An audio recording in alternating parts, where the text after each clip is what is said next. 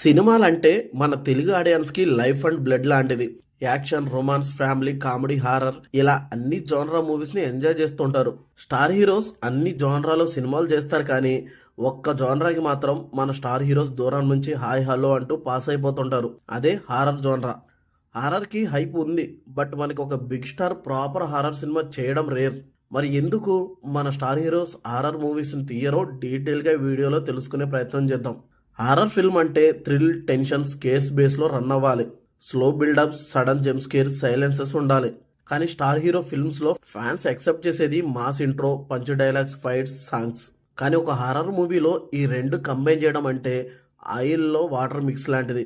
Heroism highlight చేస్తే ghost స్కేరీగా అనిపించదు. Ghost స్కేరీగా చూపించాలంటే హీరో వీక్ అవ్వాలి. ఒక స్టార్ హీరోని వీక్గా చూపించడం చాలా కష్టం. ఆర్జీవి గారు రాత్రి బూత్ సినిమాలతో హారర్కి కల్ట్ స్టేటస్ ఇచ్చాడు, బట్ ఫార్ములా రిపీట్ చేయడంలో ఫెయిల్ అయ్యాడు. బికాస్ హారర్ రిపీట్ అవ్వలేదు.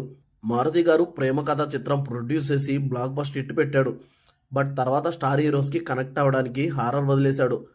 లారెన్స్ గారు ఓన్లీ కాంచనా సిరీస్ మాత్రమే తీస్తుంటారు. ఆ కాంచనా సిరీస్లో కూడా హారర్ కన్నా కామెడీ ఎక్కువ ఉంటుంది. ఇప్పుడు ఒకసారి మీరే ఇమాజిన్ చేయండి, ఒక గోస్ట్ స్క్రీన్ మీద స్టార్ హీరోని చేసేసి భయపెట్టడం ఫ్యాన్స్ యాక్సెప్ట్ చేస్తారా?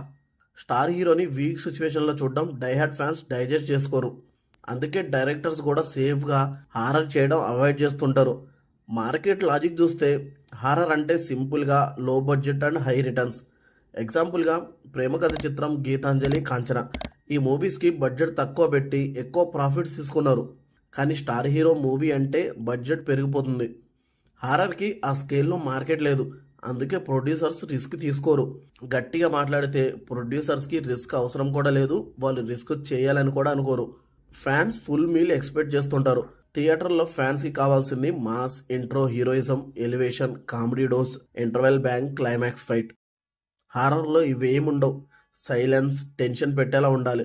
ఇలా ఒక స్టార్ హీరో సినిమా తీస్తే ప్యాకేజ్ మిస్ మ్యాచ్ అవుతుంది.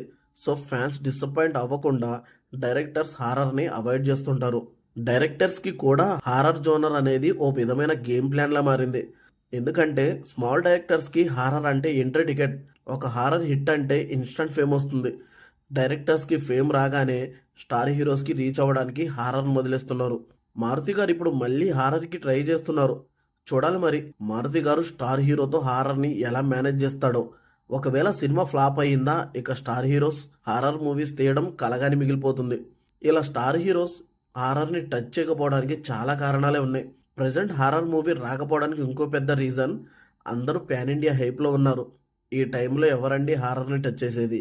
ఒకవేళ టచ్ చేసి ఫెయిల్ అయితే క్రిటిక్స్ ఓ రేంజ్లో వేసుకుంటారు. ఇప్పుడు మన ప్రభాస్ గారు హారర్ టచ్ ఉన్న ప్రాజెక్ట్ చేస్తున్నారు. అది బ్లాక్ బస్టర్ అయితే మేబీ మన స్టార్ హీరోస్ కూడా డేర్ చేసి హారర్ ట్రై చేస్తారు. స్టార్ హీరోస్ ఫ్యూచర్లో హారర్ సినిమాలు చేయాలంటే రాజసాబ్ రిజల్ట్ చాలా అవసరం.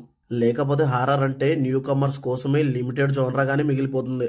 ఫైనల్గా హారర్ థ్రిల్లింగ్ బట్ డేంజరస్. న్యూ కమర్స్కి జాక్పాట్, బట్ మా స్టార్ హీరోస్కి కెరీర్ రిస్క్. అందుకే హారర్ జోనరా చిన్న యాక్టర్స్కే పరిమితమైంది.